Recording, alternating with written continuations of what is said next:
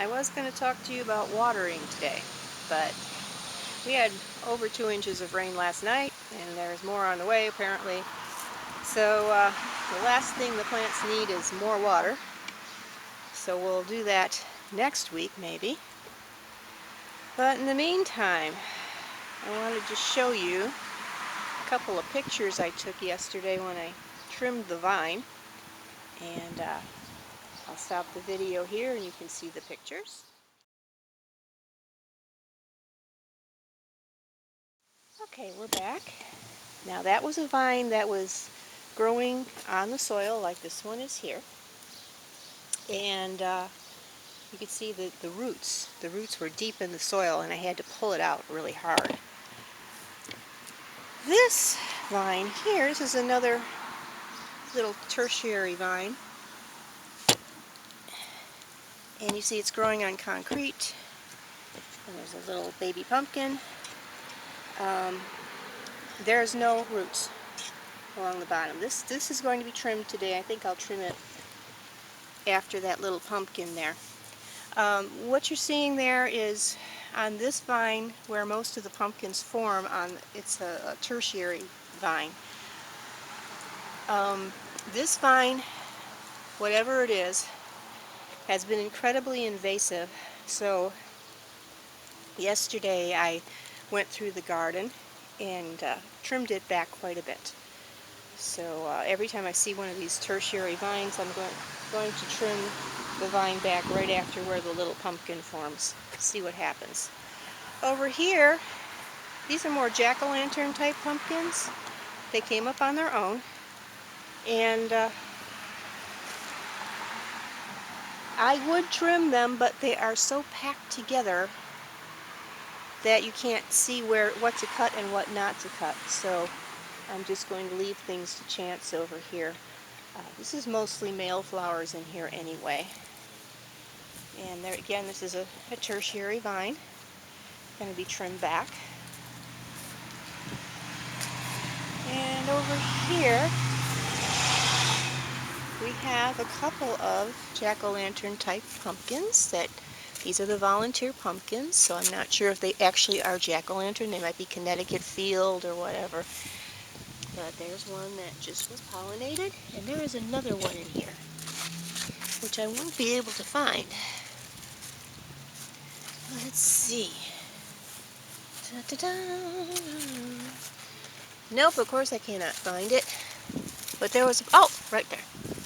See how the jack-o'-lantern vines cover their pumpkins with leaves?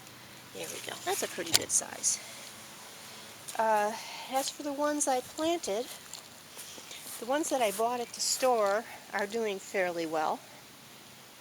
Matter of fact, the one over there that I bought at the store has a pumpkin on it. The ones I started from seed, these are jack-o'-lanterns here, are a little weak and way behind. I think that's because they're growing in a bed. Now, mind you, these are new beds, and there's a lot of settling taking place. That's common with beds anyway.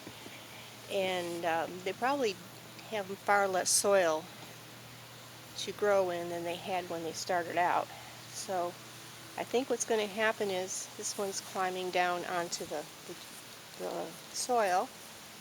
They'll put roots down in the soil and they'll be healthier and more productive.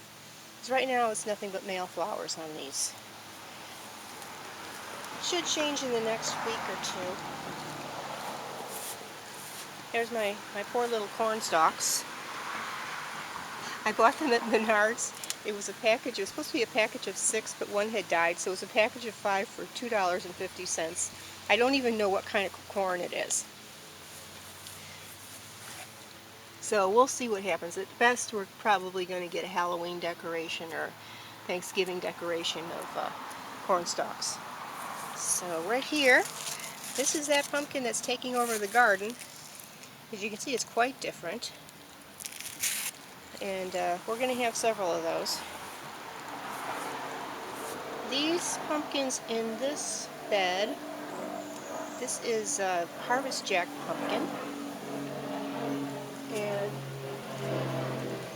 it is doing, this bed's doing a little better than the one over there, but still no baby pumpkins on the vines that I planted, the harvest jacks. There is a jack-o'-lantern in here, and that's doing sensationally well.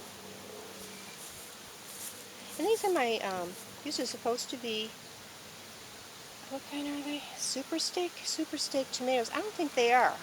I think they were mismarked, because they're growing in clusters, and I remember from Super Steak last year, it grew kind of single tomatoes at a time, so we'll see.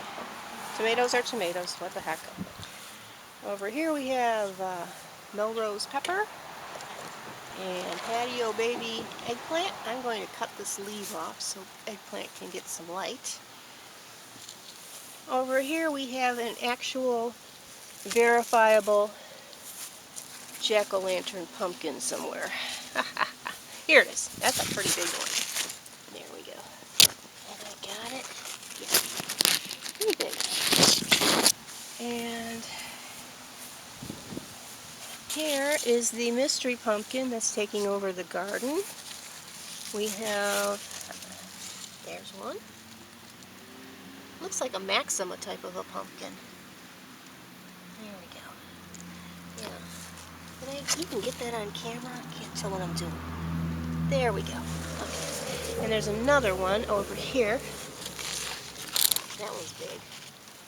That one's kind of big. So we've got some pumpkins started. We also have a squash, butternut squash, butter baby it's called. It's in here somewhere, but I'll be darned if I can find it right now. Yeah, I can't find it, but it's in there. Butter baby squash. And we have some unhappy cucumbers, but they are trying. Actually, I think they just got a little overwhelmed by all the pumpkin vines. So, what else do we have to show you this week? There.